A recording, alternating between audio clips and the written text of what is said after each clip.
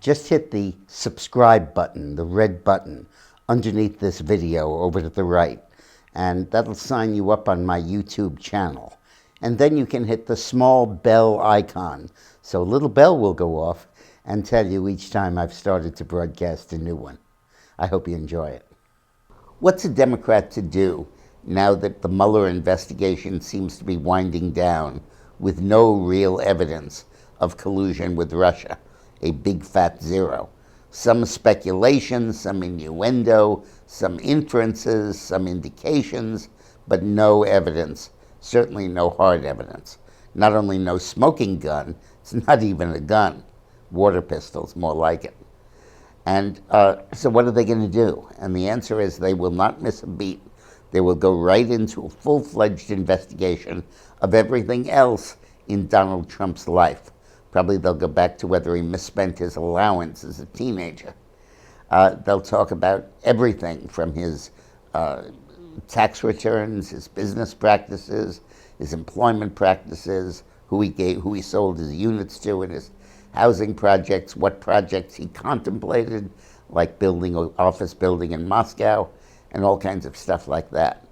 And they're hoping that by 1,000 cuts, they can bleed Trump to death and destroy his capacity to govern and his ability to get reelected.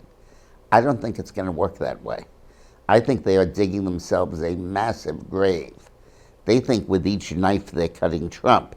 I think with each knife they're cutting themselves.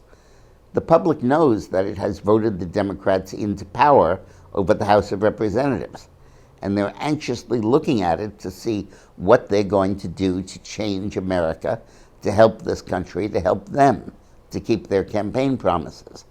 And now it's turning out that all they're going to do is use the House as a better platform with which to cut Trump, a better perch from which to wage vicious warfare against the executive branch. And that's not what people want. And when they see this coming out, they already know the bad news about Trump. They know is a good president, but was not so great a citizen before that. And 1 or 2 or 3 or 10 or 20 more sins are not going to change their judgment of him.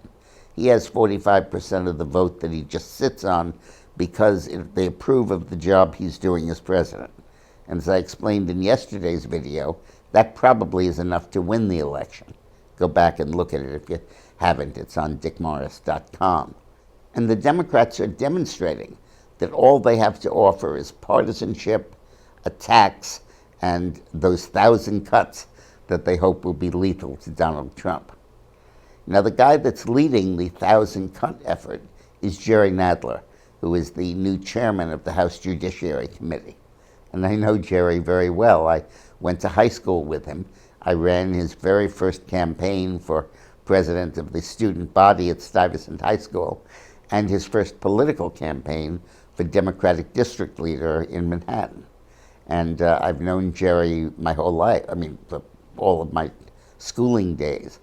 And he's very assiduous, very focused, and will proceed step by step by step. But he has no sense of proportion, no sense of perspective, and just sees what's in front of him and goes for it. And I don't think you'll find any effort to tailor his attacks to within the boundaries of what the public will approve of or will buy. For more details on my relationship with him and what we can expect from him, go to my new book, 50 Shades of Politics. That has 100 autobiographic stories about my career and explores thoroughly my relationship with Jerry when I was a teenager.